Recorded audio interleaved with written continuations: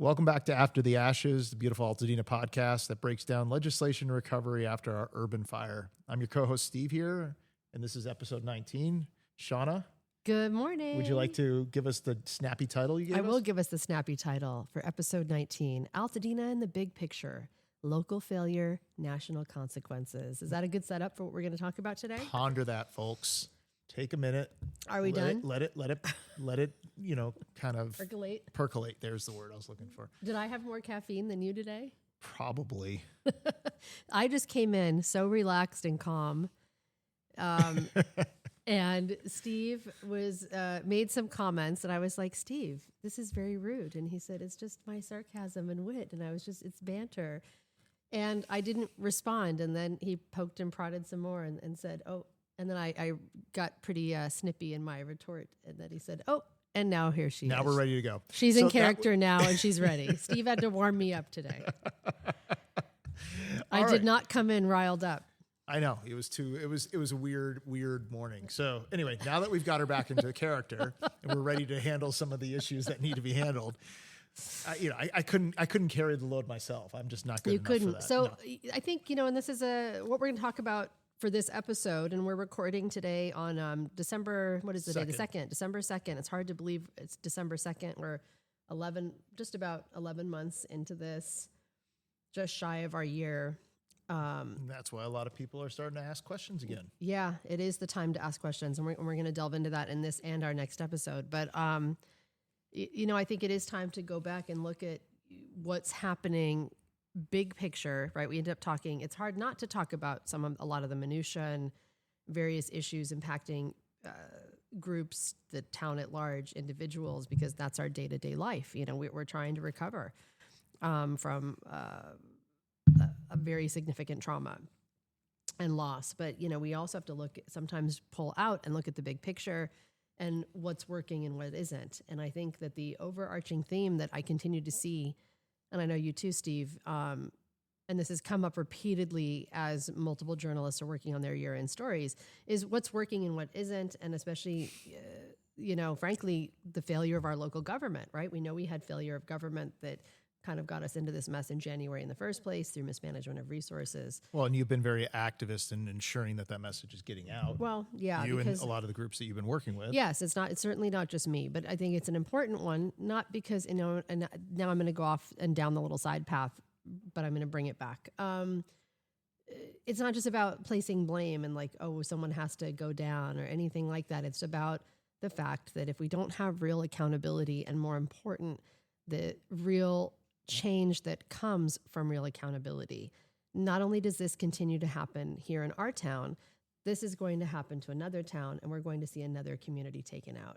And, I think that is something we should all be concerned with. It's a much bigger picture than just us, which, as I said, I would bring it back. It is more than just us. You did. And I think this is something I've been writing more about recently, and I know some of the people who are my loyal readers, all 5 of you, thank you.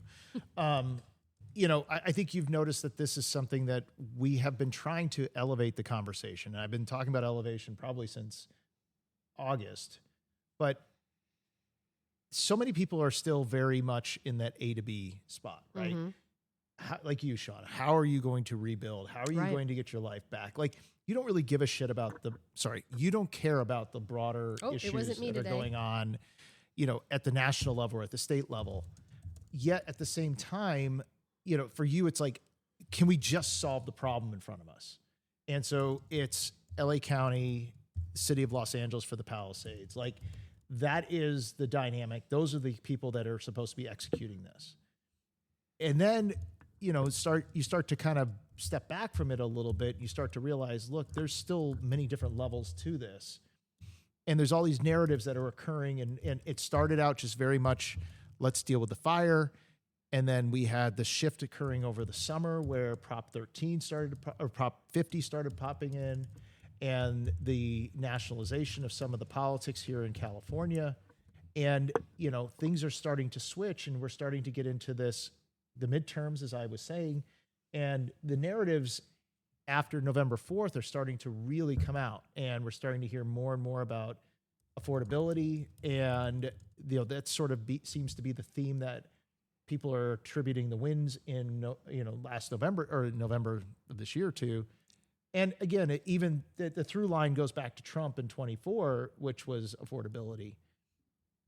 And I think that this is where Altadena is going to have to start to kind of plug into this national narrative, because to be honest, like, we're getting drowned out. And the more we keep looking at this question of accountability, I know I use the word affordability, but I mean to the accountability, the last year has just been story after story after story after story of failures. And we don't want to be negative here. I'm tired of being negative. I'm tired of being critical. I've said, I wish I had $1 for every time I've said, I would love to be wrong. And I would love to not be talking about this. If you know me, not everyone knows me, certainly not most of our listeners. Well, I think most of the listeners know you. No, I think it's easy to have as we joked about me getting in character this morning, it's easy to have a perception of me based on one element, right? But I'm generally a very chill myself. I'm a pretty calm and certainly a very diplomatic and reasonable, measured person. I would love to not be doing this. I would love for our electeds to do things right and do their jobs, and frankly, to give us cause to praise them. I would love that. But unfortunately, that hasn't happened. Well, and I think that's the theme of the conversations that we've been having more and more is that it's all levels, and our initial reaction in California is to knee jerk and, hit the federals and especially Trump. And that's an easy target. We've been beating that drum for a year, and they'll probably still have 3 more years of that here. Mm-hmm. But that doesn't excuse the failures that have occurred in Sacramento, and certainly the scandals that are occurring in Sacramento right now, which, have kind of moved to the back burner over the holiday. But let me tell you something, that hasn't stopped. And, here at the local level, I mean, just this morning, the LA Times had another piece about how it's consistent that fires are restarting after they're supposedly out. Right. And Steve's talking about what happened in the Palisades as but they had one in Ventura. It was only a couple acres, but it's like, this is not a problem that's going away. And like, where is the accountability? Last week it was the county pointing the city pointing their fingers at the state park system, and the state park system pointing their fingers at the city. Someone saying it was the nature observers. Like, everybody's pointing their fingers at everyone else, and nobody's giving a direct answer. And I think that's what I'm hearing from the community is frustration at all levels of a lack of accountability. And, and it goes back to that piece that was written over the weekend in the LA Times by Mark Barabak about scandals. And I think that was it resonated with me, not, because scandals are always interesting.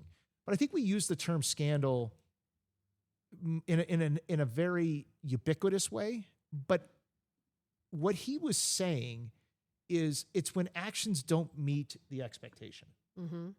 And, as I started to really think about what he was saying, and again, he was talking about the Katie Porter story, and that was becoming a scandal that blew over. Donald Trump with his, womanizing. But again, if you know the people, there's not that much of a shift in what those expectations are, because that's who these people are. That's their public persona. Whereas if you are, say, a Gary Hart, or I use the term... Gary Hart. Does anyone listening know who Gary Hart is? No, but he was like the biggest example in the 1980s that people use of, there was a picture of him with his, the person he was, his mistress or whatever. And, he had to explain it. But when you use the term, the idea of you being a family man, and then you're exposed for being a hypocrite, that's what the scandal is. And I think we are changing the way that we personify ourselves today. But I think that's also, if you want to think about scandals, and I know a lot of writers have been kind of circling around this idea, and I know that Time started to go down this road, but again... We haven't even talked about Time yet, but we will. Oh, yeah. We haven't been on since the Time magazine article. We haven't. Oh, cool. I slated it for episode 20, but we can jump into it in a minute. Well, I think what they're really touching on, and I think what people here in Altadena are realizing, is that it's the contrast of what's been publicly said and the actions behind it. And while that may not be a scandal from the perspective, someone's going down, it's a scandal from the perspective of, we know, I think the missing ingredient in of the scandal is the concrete screwing over, like the concrete action, the concrete when the town, the homes are sold or the town is shifted. That's where the scandal will be, but that'll be in a couple of years. Yep. But we know the scandal's happening as we speak. I think everybody has the feeling. It's almost as if like, that your significant other might be cheating on you, but you don't know who with whom or how, if that makes sense. It's like there's this trust dynamic that humans have that they realize, but they just don't understand it because something's not adding up.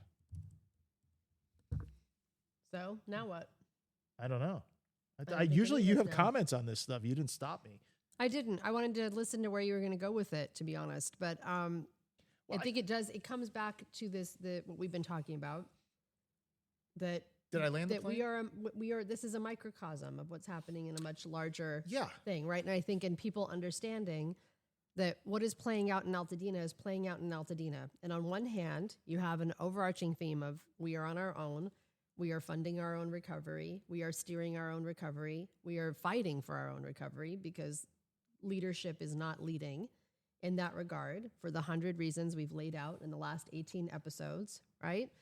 But ultimately, this is not just about us. So, you have it on this hyper local, but then as we, again, it affects the Palisades too. Right? It impacts the Palisades as well. And they're having very, very similar issues to we are, and we'll talk more about that.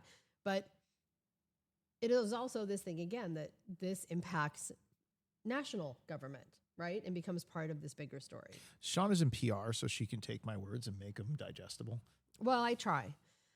Even sometimes I have to ask Steve to help explain because this is, to use an expression that is not an expression I would use, but is appropriate here. Like this is inside baseball. Yeah. All of it, right? This is, oftentimes when I make comments, I realize they don't necessarily land.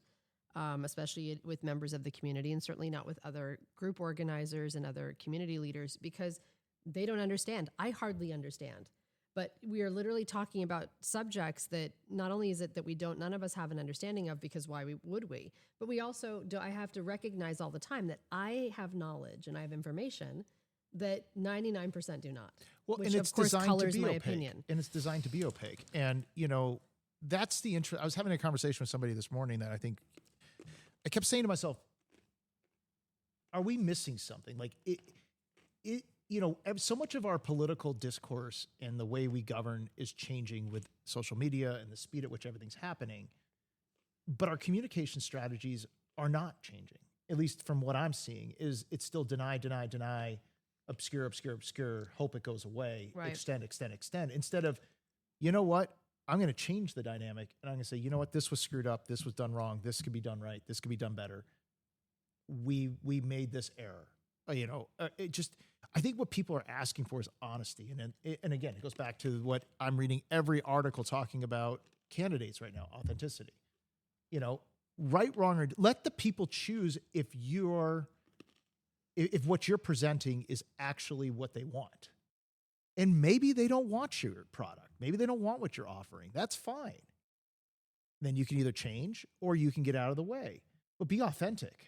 Stop trying to, manipulate. I guess that's the hardest thing is that it feels like everywhere we go in the political realm today, we're all asking for just a breath of fresh air, just a breath of honesty. Just honesty. I agree with you. I think we can handle it. Yeah. I mean, look, here's the thing. You can hide it all you want, but it's still going to show up on social media as a conspiracy theory. Mm-hmm. It's not like it's going away. And this is what I'm trying to understand, is this just the advice that politicals get because that's the way it's always been done? Or is there something else that I'm missing? And you're the one who's been in crisis PR, so you would know better than me. I think it's the way that this has been done. I think it goes back again to something we've talked about so long. Like there is an existing power structure. There's an existing sense of how things have always been done, about what is comfortable, what is safe. And this is not just specific to the county government, to our unincorporated county government. It's the Democratic Party, right? I think this gets us back again to how this is a bigger systemic issue in the entire country, where we have two parties that have ultimately collapsed under their own weight. that are ultimately quite corrupt, that by their own power, by their own money, and the money is the power. And, and now here we are. And who's left holding the bag? It's all of us. It's all of us citizens. It's the non-existent middle class. It's the working class. It's most certainly the town of Altadena, right? Where all of its people, where we are all just kind of left holding the bag and asking these questions. And it gets into these, other conversations that, we constantly see playing out, especially in social media of like, oh, quit voting for the Democrats. It's the Republicans. Oh, the Republicans are the devil. It's Trump is the reason why we're so screwed because, no money came because of the federal government. All of those things can be true, but ultimately it's blame, not solution. Correct. It is blame, not solution. It's like, great. Yeah. Let's stop pointing fingers. Someone has to step up and be accountable and figure out how the fuck we're going to clean up this mess and how we're going to pay for it. Because again, the how to clean up this mess, we would have a plan to clean up this mess. Even county, even Barger would have a great plan to clean up this mess if they had the money to execute that. Well, they have sources, but they don't like the color of it, as I said this morning. And so here we are.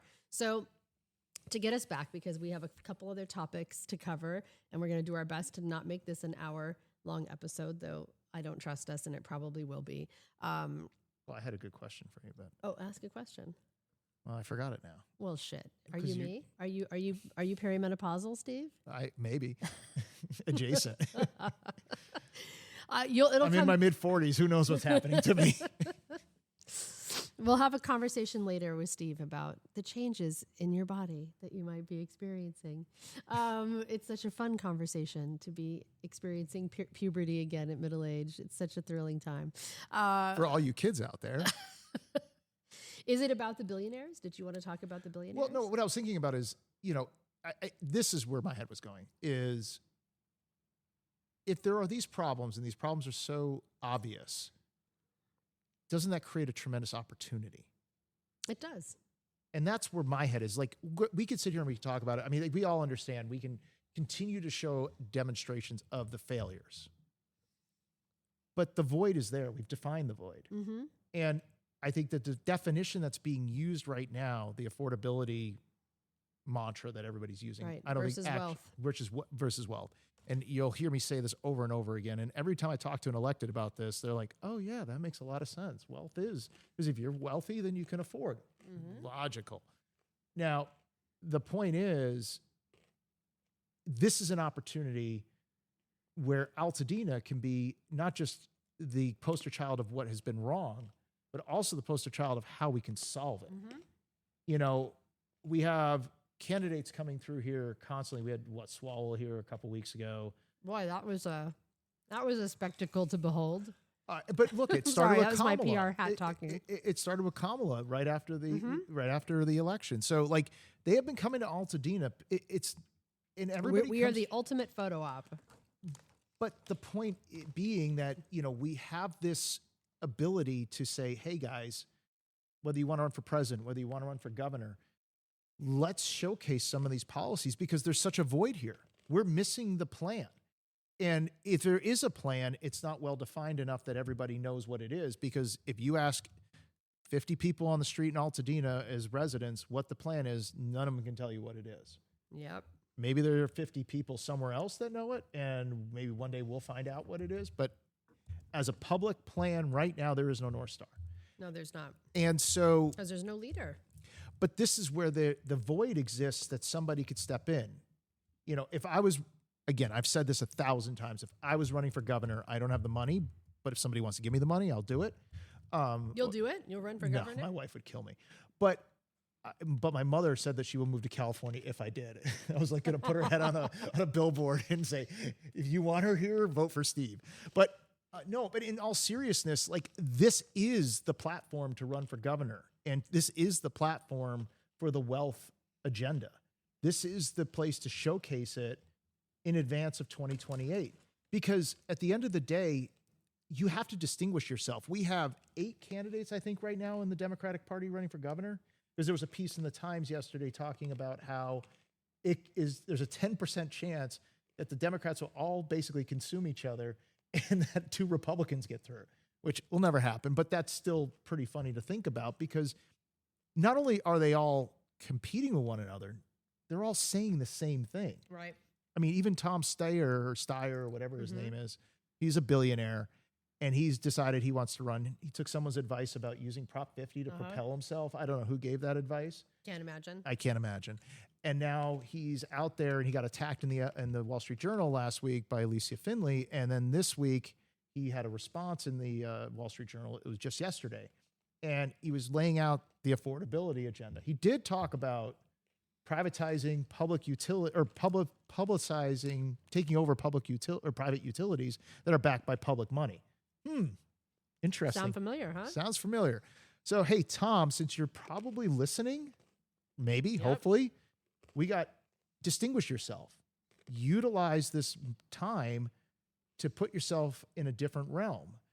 You are a billionaire. You know how to create wealth. There are other billionaires that are potentially circling around, know how to create wealth. They know how to create wealth.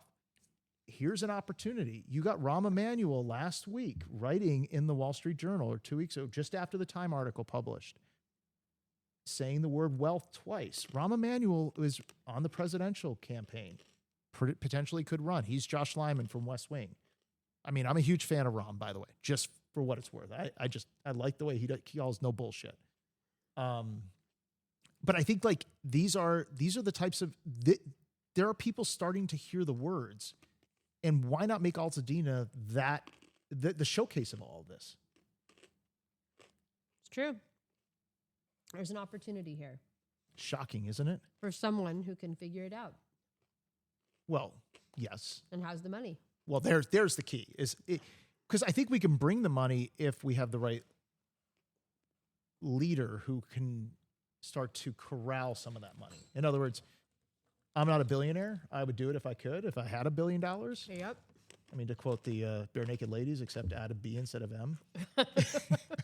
I'd buy a K car. $1 million doesn't get us very far. It did in 1991 when it was done. Now it's like you too can have a tear down or a dirt lot to build $1 million house on. $1 million. A starter house, by the way, not even a but at least the starter home can help start the conversation towards wealth. You know, there's a quote there's a quote that's being cited a lot right now. The average age of the first time home buyer right now is 40 years old. Mm-hmm. So I bought my first house at 25, and I was the 40-year-old. But the average age used to be about 25. Yep. About 15, 20 years ago. And that is 15 years of wealth that's not being accumulated by those that aren't buying their first home until 40. Right, because it was hard enough for you, hard enough for me, and it's only getting harder and harder and less attainable, right? And when Which is why affordability is always the answer, is always the conversation. And then it's a question of, well, what does that look like? And I think that we've reached a point now in our society that we just want straight answers. I don't care if it's a third rail issue. As anyone who reads my stuff knows, I go after third rails all the time, because guess what? Sometimes we have to go there. We have to have the conversation. And maybe because Altadena is just missing so much right now, we can have these conversations. Yep. What's the worst that happens? We say no? At least we tried. It feels like that's something more than we have right now. It would be. And so that's where my thinking is that those that are looking at this as we come up on the 1 year, those that are coming to Altadena, those that are looking to run for higher office, looking at governor in 26, CEO and president in 28, other elected positions throughout, we are the case for this. And go start defining what the wealth agenda looks like, because that's what people truly want. And we can be the place that these can be showcased. Like, we can come up with creative financial solutions for, fixing the gaps that people have in terms of rebuilding their homes so they're not totally burdened with debt. There are innovative things that we can do here that aren't being discussed yet. And I think that this is the time and this is the place. And I'd love to use this platform of where we are to reimagine where we could be going as a country. Yeah. And really take this tragedy and turn it to something good. Right. Positive. Because again, it is an opportunity. This is one big opportunity. This is really strange. I'm talking a lot and you're agreeing with me. No, I do agree with you. A lot of time I agree with you. No, I know. I'm just saying. This is weird. I'm used to listening more than talking. I don't know why. I'm very calm. I don't know what to say. It's now a bigger, we're going to totally side rail into a conversation about grief and healing and all of this, but I don't know. I think that's probably just where I'm at with all of it. I want to give you a hug. And also tired. Yeah. Also tired. As Steve knows, like Steve's like, Jesus, are you okay? You just, and people who know me, like, are you okay? It's been a long year, friends. It's been a really long year for all of us. And I don't want to say that I'm out of fight because I'm absolutely not out of fight. No, but this is what it is. You get. But this is what it is, right? For all of us, people are just like, oh my gosh, we need something. We need something positive. We need something to move in the right direction. We need but not hope. Just an event. We need a North Star. No, exactly. I'm not talking about an event. I mean, we've had 1,000 of those, and we'll talk about a couple of them at the bottom of the episode. But we don't need that. Like we have that. We have a resilient community. We have all of that. But what we need is a plan, something that everyone can unify and get behind and actually feel good about and know that we are going to bring back a stronger, better community, albeit a very, very different one than what we lost. But, something. And that is not happening. And I think that's, what's left a lot of us at a loss. And actually, it's a good segue to the other thing that we've been talking about in the last few days is the first draft of, speaking of resiliency, of Barger's CRD, the Climate Resiliency District, and to refresh where we're building things, homes from lot line to lot line. Yeah, because the really efficient homes that we had are now. Well, massive. yeah, because density worked out so well. I mean, it's gosh, and my brain just went to like the idiocy around the trees. Like, oh, let's take out the trees because But that got vetoed. I know, but still, that's still in So did our money. conversation of in some circles, which is maddening. But so the first draft of the CRD of the Climate Resiliency District, and to refresh for anyone with listening, all the fanfare that correct, with all the so much fanfare that no one heard about this, because they maybe don't want everyone to hear about this because they have to do a public hearing. Correct. I mean, even though we can't protest it, they just Correct. don't want to hear the public hearing. They don't want to hear public comment, which is kind of the case across the board. They do not want to engage or hear from the community. Well, because they're going to raise $2 billion. Correct. I know. Would be. Which again, $2 billion sounds like an extraordinary amount of money, but in comparison to what 2075. is needed, exactly, to what is needed, it's not. And that's, across exactly like the next, what is that, 30, 40 years, which is in more, 50 years? Jesus. It's a joke. So it comes down to like, for us, this is, and again, I'm sorry, listeners, I apologize. And I apologize too if you're listening to me crunching earlier because I was eating pretzels on air, which I shouldn't be doing. I'm being very naughty today. But that's why she was letting me talk. I was taking advantage of it. Because I was eating pretzels.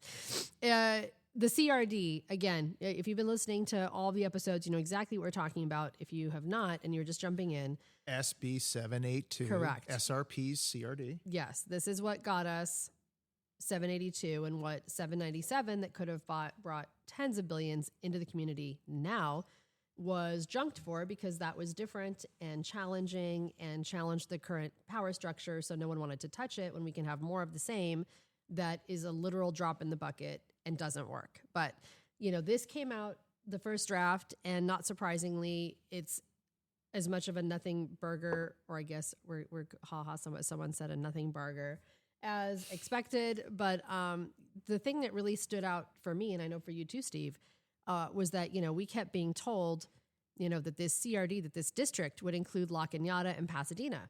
And there was a lot of conversation. That was the reason why they had to create this new language, because Correct. It wasn't about removing the protest. We had to expand the territory of the affected areas by 20%. So said our state senator when she Correct. was explaining it to us in the community. Yes. During the summer. This is how this was positioned. And, and that created some confusion and frustration because it was like, hey, this is a two-way street.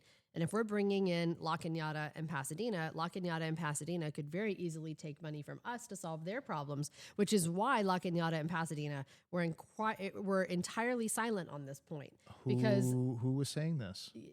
We've been saying this, but they were entirely quiet on this point because it would have benefited them. They knew it would never be a matter of them giving us money. It Well, would be 'cause the the other way volume around, was and they gonna could be take in advantage. Altadena. Correct. They could That's take where the advantage of turnover the was. disaster economy in Altadena. But here, guess what's in the actual CRD now that it dropped? No La Cañada and no Pasadena. So we're not. It is just Altadena. The district is us. So we were right. Of course we were right. So they told everybody one thing to get them to the community groups to buy off on it. Correct. And they created this new legislation to do this massive territory because it was so necessary to expand It was an emergency. the property tax and the increment that it had to be in plus 20%. Yet they just used Altadena, which they could have done with an EIFD from the start, except they would have had to go through a protest. Correct.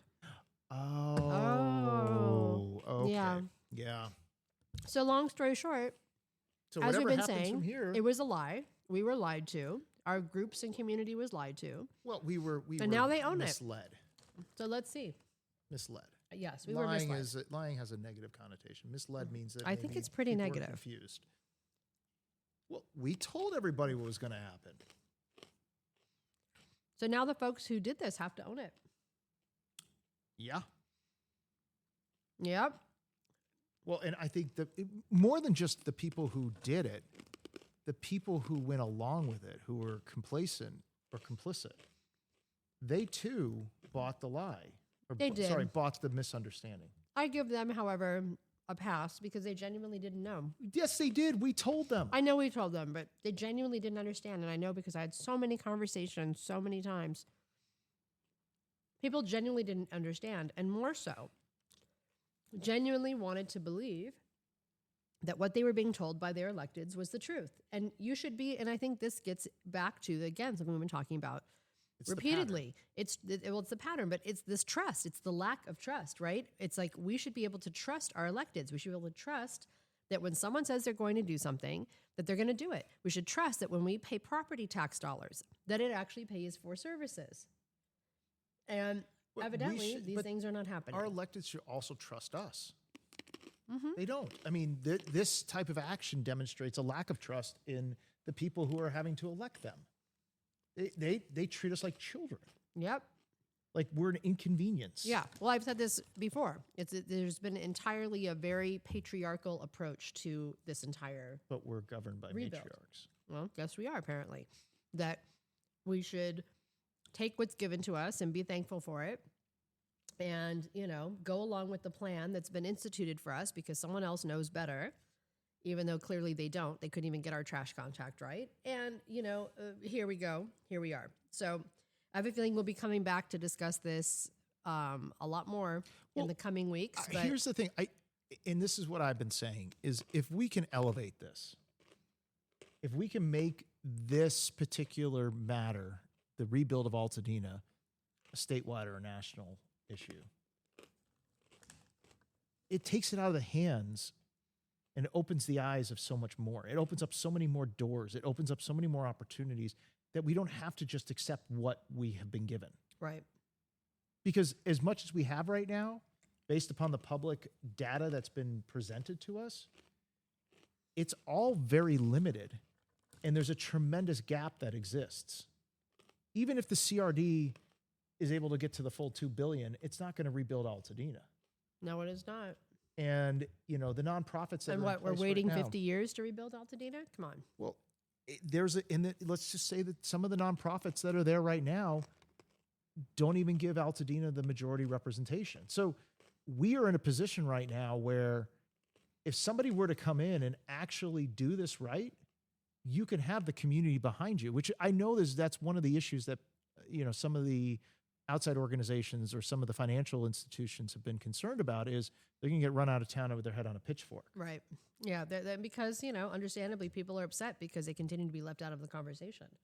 But if you were to come into the community and actually engage the community in a meaningful way, And you don't you have would, it's not that hard to gain community support. look and go back to what the community wants. It's wealth preservation, have a safe place to raise your kids, have a community that you can be proud of, and And a way to come back, a way to keep the people who are our community in the community. so there are ways to do all this. And so this isn't that hard. And then that's something that can become a springboard for something bigger. And that's what I keep saying. And that's, it just, I guess it's the entrepreneur in me that I can't seem to let it go. Shouldn't let it go. It's opportunity. Exactly. I know, and we always talk negatively, but there is hope. There is. It's There's just, we got to hope. get the obstacles. We have a lot of mess to clean up. And speaking of messes to clean up. Here you go. Yep. Army Corps. I want to talk about that. I got my lot cleared, right? Steve got to see a very funny photo of me on a skid steer. I thought it was a bobcat. He thought it's and I had to explain it's not quite the same thing, but that's okay. But why was I having my lot cleared? Because we had this, Army Corps cleanup. Well, I won't go too far into this because, again, if you listen, you know that unlike past similar fires, including the Woolsey fire in 2018, we had a very incomplete cleanup. The guidelines that the Army Corps was given did not include quite a lot. It didn't include... Who is the Army Corps? Just so everybody understands this, the Army Corps is... being managed by LA County Public Works. So there was a contract that was created between the county and Army Corps. Mm-hmm. Okay. I want that clearly known that this is not a point of... as we are wont to do in California, pointing fingers at each other, there is a clear line of accountability here. Yes, there is. Because I, as a government contractor, and I am a government contractor, so I know all about this, if I do not fulfill my job, I have to make restitution and or fix it. Correct. And there is a little of that, and we're going to get into that. But there's also a matter of the contract not including a lot of what was needed because, spoiler alert, we were about $1 billion short of what was needed to do a similar adequate cleanup as past urban/wildfires. So whose fault is that? Well, this is where we get back into, it's very easy to blame the federal government because typically that money comes from FEMA, and FEMA has initiated most of these cleanups. But because that didn't happen here, it fell onto state and local government, and they did not have the money. Right, but the state And and they local couldn't find the governments, what FEMA maxed out originally under the Biden administration, did they not? Did they not give us everything we asked for when Biden was in office? I don't know that, to be honest. I don't know. So my understanding was Biden gave California the maximum amount of money before he left office. And it was not cut back. So the question is, why was it not asked for while they knew that they had Trump coming in? And why was it insufficient? And Well, the bottom line is that it was insufficient. And I'm not saying that Trump's totally blameless in this, but I'm also saying I think that we have to have some culpability here and accountability in our own state and local government, which, again, the pattern is your friend, or is it what is it? The trend is your friend. Trend is your friend. There you go. And as you've heard me say before, the call is coming from inside the house, folks. I mean, again, it's just, if it walks like a duck and talks like a duck. But Yep. anyways, go on, Shauna. I didn't mean to interrupt. No, it's okay. The point was that for those who don't, and I apologize, I'm still eating pretzels. I'm sorry, guys. I'm like in a very pretzel eating mood. And if you've ever opened a bag of pretzels, You can't it's not. hard to step away, especially when they're the gluten-free ones that I can actually eat, which is rare. So She can't have the good ones at the bar, the soft ones. don't tell me that oh no, I can't. And I love those with the mustard and the, oh my God. Now my brain is going to be completely fucked because now I'm just like, oh, I'm like Homer Simpson over here, like, oh, pretzel. So don't exactly. So what happened for us is that, the Army Corps and its subcontractors largely, though not entirely, which we're going to delve into, but largely did as complete and as solid of a job as they possibly could with the parameters that they were given and what was in the contract. But what that included was the what they called the fire perimeter, like the what was that? I'm losing the exact term for the footprint. It was the footprint, right? The ash footprint. So in reality, the ash footprint is the entire community. Okay, that's the whole community, including the standing homes, but I digress. But by this definition, it was where structures sat. So it was like we can clear, and I believe it was a 6-inch clearance in those areas of where your home sat and where any additional structures, ADUs, garages, sheds, et cetera, sat. Those things could be pulled. But what was done that was in past cleanups that we did not receive was typically a 2 to 3 inch scrape of the entire property, because we know that contaminant does not just stay inside of a perimeter that is drawn on a map, and it is in fact everywhere. And then following that, what they called post-remediation testing. So the remediation would have been the clearing. The post-remediation testing would be the clearing would be the testing. We didn't get any of that. We had no testing. And that's why, you have groups like EFRU, Eaton Fire Residents United, Jane and Dawn and Nicole working really hard specifically as this relates to standing homes and how difficult it is. But, and because we know that these things are largely still contaminated and these contaminants are largely still in the community. So, all of us who had Army Corps cleanup, including myself, a handful of people chose to go private. I considered that as well, thinking that would be easier with my insurance dollars. But at the time, it was near impossible to do that because none of the, when I really wanted to get it done without waiting for months and months and months, a lot of the private contractors were not able to ramp up quickly to do this because they didn't know where they could dump to. What would be an approved facility for them to dump this toxic debris? Well, it was supposed to be a golf course originally. Well, that's where they ended up. Right. Well, yeah, no shit. And then they still ended up processing all of the concrete there. And that's a whole other environmental issue. It was a lot better than what it was going to be. I know it would have been even worse, but it's still bad. That golf course is just destroyed and I think is slated to be remediated in time to reopen in 27, if I'm not mistaken. I don't know. And the neighbors around are really surrounding that are very upset by what they were exposed to while they were in their standing homes and let's say misled. Let's use a softer word, misled on because it's long story short, it was bad, but.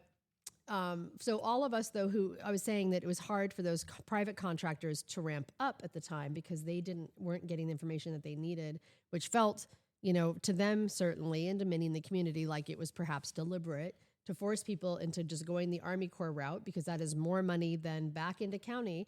Because I was going to say, didn't the county get reimbursed Correct. Based upon the money that was through the Corps? That your insurance, they build your insurance. Correct. So why are they $1 billion short if they build your insurance? Well, there's so many questions that what was funded was $1 billion short for an adequate cleanup, but like that would have been the equivalent of what happened in 2018 for Woolsey. Again, we could go down this rabbit hole all day. And don't they have Edison money?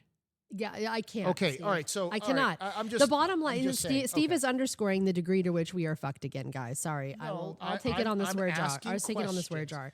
But I'm I mean, asking questions, which it would be nice if the media. Yes, I know. It's more government failure and more questions about where it's is not this money failure. going? It's manipulation and incompetence. Sorry, but manipulation I is the digress. wrong word. It's just like, come on. I would say incompetence, except it's deliberate. I don't know. It's disturbing. I don't know. I don't know either. I don't know. I but don't understand. Here why. we are. All right. I'm sorry. The community is still an environmental disaster.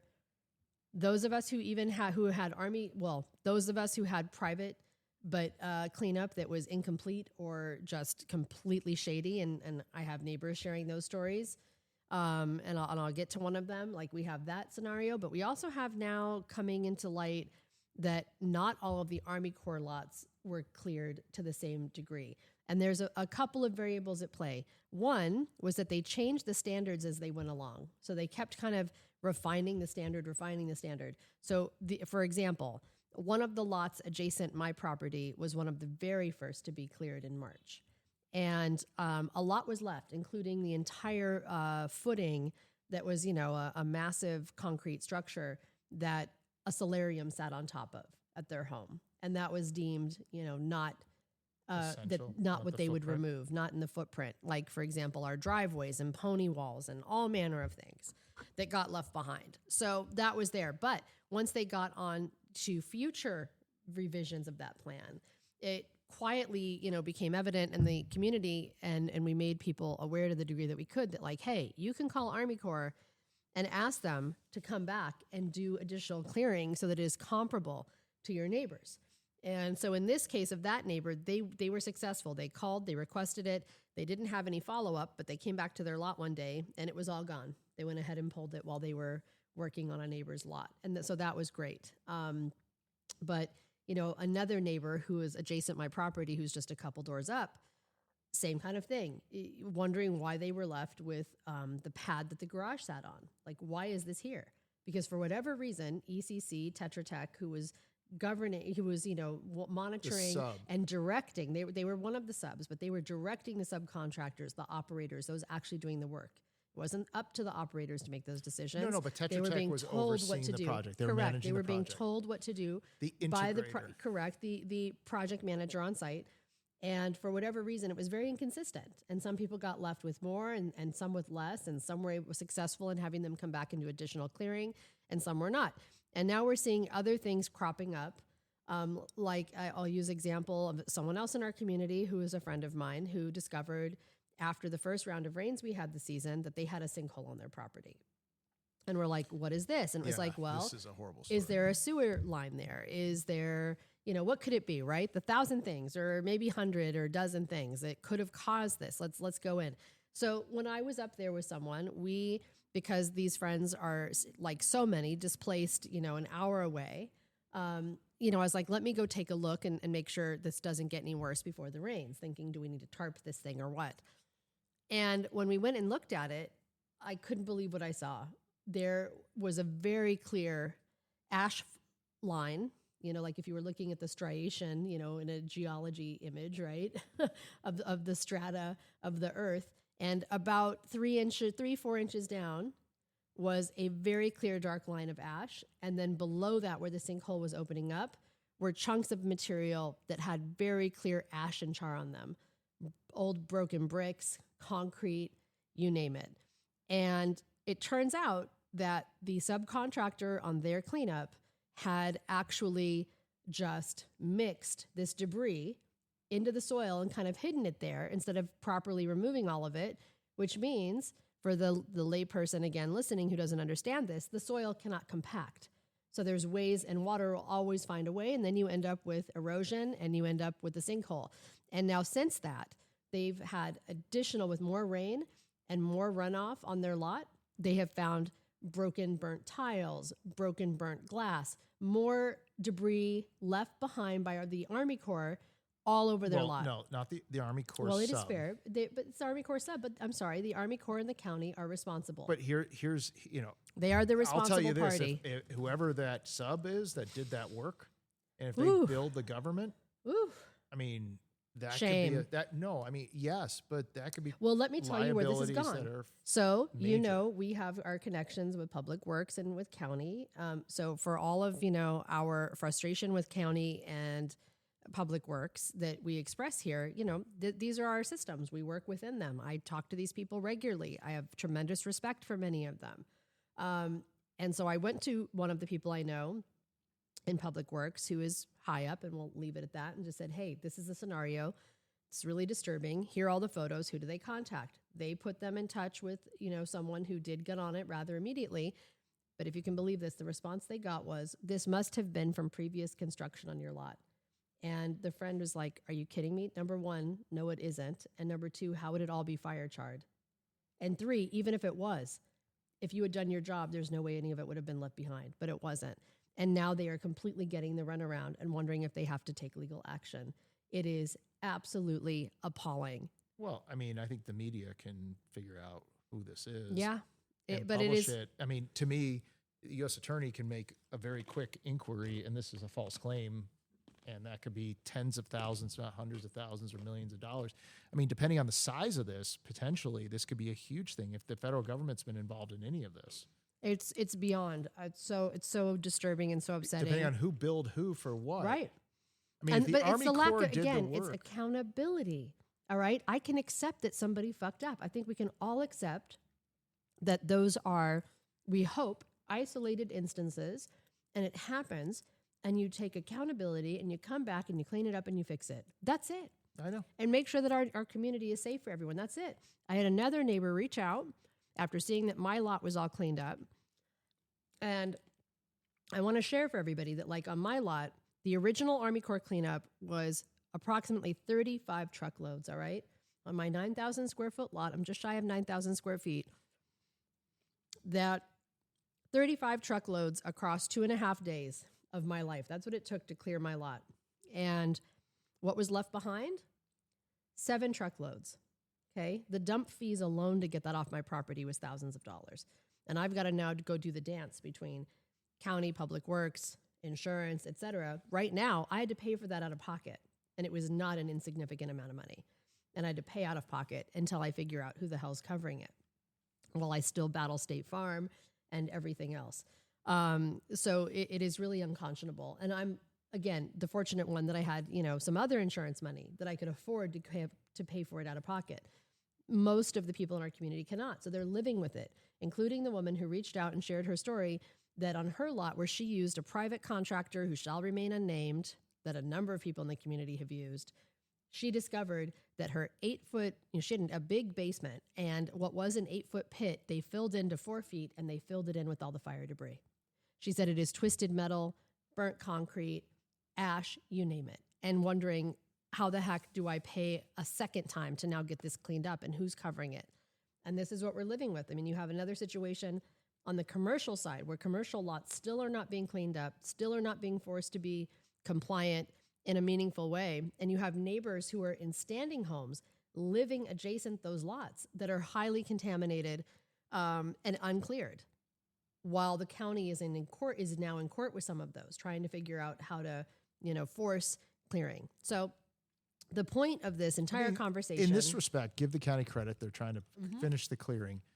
And I also absolutely, but the neighbor's frustration is that it is still incomplete. No, Steve, that even after they get the order from the court to do it, the job that is being done is this very half unfinished job that they then have to now live next to forever. So this is what's interesting, is that people, people nationally have said to me, they think about the example of what Josh Shapiro did in Philadelphia when the I-95 collapsed, and how they were able to get it done in 11 days.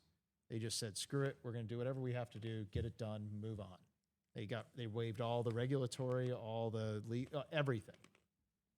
We're still 11 months in. And I understand repairing a freeway is different than repairing a town, but we've waived all these. We waived CEQA, we've waived this, we waived that. We had the Stafford Act, which basically made everything unaccountable from a contracting perspective. And yet, at the same time, here we are still saying we have, as I like to say, we have the technology, and it is wildly frustrating, especially in a town where, we continue to underscore the fact that we are the most amazing town of the most amazing, resilient people and the most incredible creatives and thinkers and minds.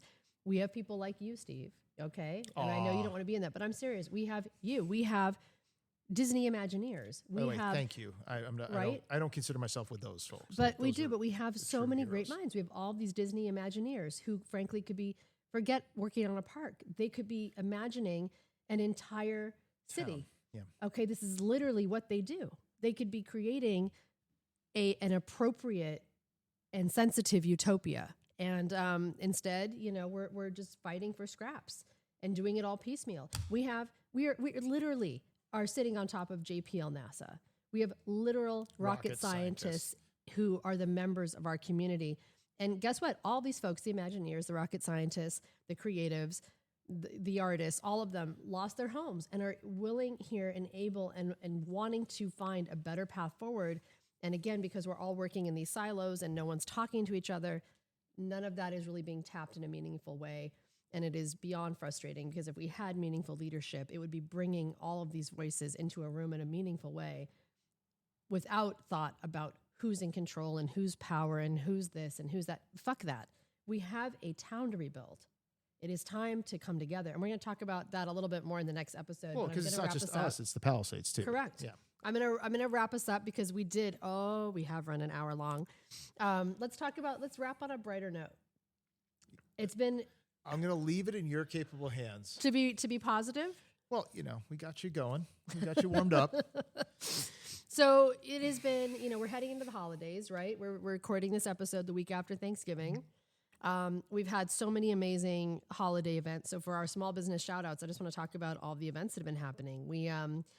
had last weekend the Rhythms of the Fall Village Fall Festival that happened at Muir High. We had the long-awaited official reopening of Mariposa Junction, and those shops, including Carciofi, which I'm going to pronounce correctly because it is in fact artichoke in Italian, got reopened finally, which is amazing to see her back in her business. Ditto Sideca, who are now operating, back in their shop. We also, just immediately this weekend, we had the Winter Bloom Market that happened along with ornaments for Altadena, which at the Odyssey campus. So again, we're utilizing our school campuses that are still standing. It was really nice. I'd never been on that Odyssey campus, even though I've driven by it 100, 1,000 times, thousands of times probably. But what a beautiful little campus that was, with the most beautiful views. And it was such a nice family vibe. It was just Altadena. No media, no press ops, none of that. It was just the community, a lot of small vendors, micro businesses. Our farmers market was there. A number of our orgs were there. And the job that the team of neighbors, and it was neighbors who also lost their homes, what they put together for the ornaments for Altadena event was so beautiful. They also had a stand that separate Operation Ornament was also there. They're a national org that works with groups all over the country, some faith-based, some not, who create ornaments and then bag them up with their stories and little messages that come. Steve, I'm going to probably cry talking about this. There was one that was like a little button snowman made by like a 3 or 4 year old who had written in 3 or 4 year old learning to write chicken scratch, "We love you." And it was the sweetest thing. So, I think that is like that little bit of hope, and those little reminders, I think, are what are getting all of us through, especially through the this holiday season that is undoubtedly going to be really difficult for many. So as we look ahead, there's lots of other ways to engage in the community and to support our community, be it local or if you're not local, we'd love to see you come support our businesses. Plant Material has their winter market happening at their Altadena location, which is at Lincoln and Altadena Drive. That is next weekend on Saturday, December 13th and Sunday, December 14th from 10 to 4. And you can find more about that on their Instagram at Plant Material. And we also have, not last and certainly not least, the 105th annual Christmas tree lane lighting happening on Saturday, December 13th. And that also has a hyper-local makers market that is hosted in the Altadena Library parking lot. I highly suggest, even though that event, there's mixed feelings about it. It's like, I think everyone here is overwhelmingly grateful that the lane stands, that those trees survived, which is its own miracle, and also a testament to the fact that the trees do save communities from fire. We need our trees for 1,000 climate reasons. Especially the deodars, yeah. But those trees did an incredible job protecting that most of the homes on that street. And the fact that we have this incredible community of volunteers, the Christmas Tree Lane organization, who have tirelessly done this for 100 years and are now coming out and doing this again despite their own losses, and getting those trees relit, which is no small feat. And of course, all of the lights had to be replaced. They're out doing that. So they were up. I was driving by it this morning. Yeah, they're out doing it. And it's so nice to have just that reminder that there's a little bit of normalcy. Yeah. That's right.